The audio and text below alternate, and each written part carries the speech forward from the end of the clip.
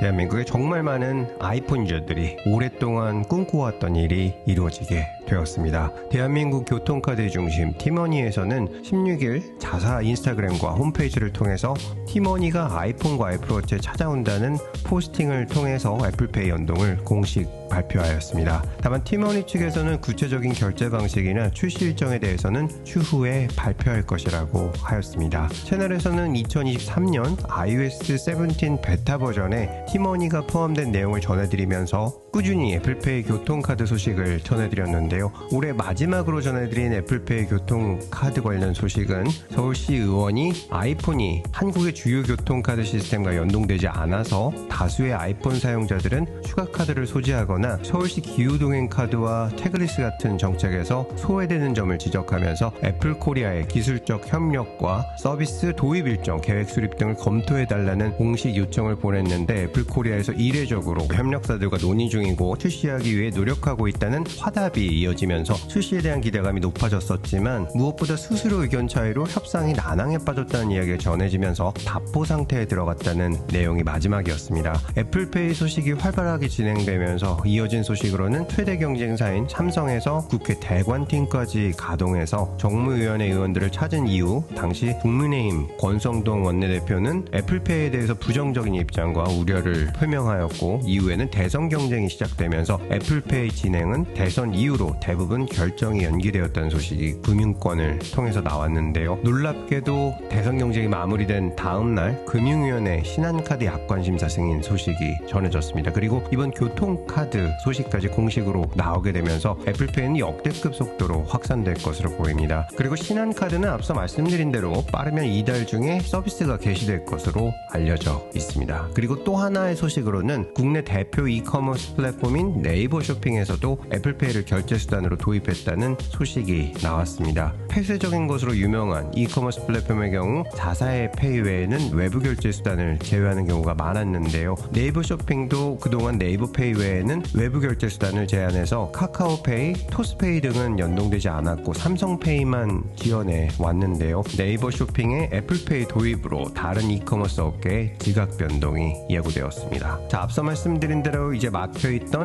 애플페이 소식이 본격적으로 나오기 시작하는 것 같습니다. 추가되는 소식 또 정리해서 말씀드리도록 하겠습니다. 영상 시청해주셔서 감사드립니다. 보스턴에서 루트9이었습니다.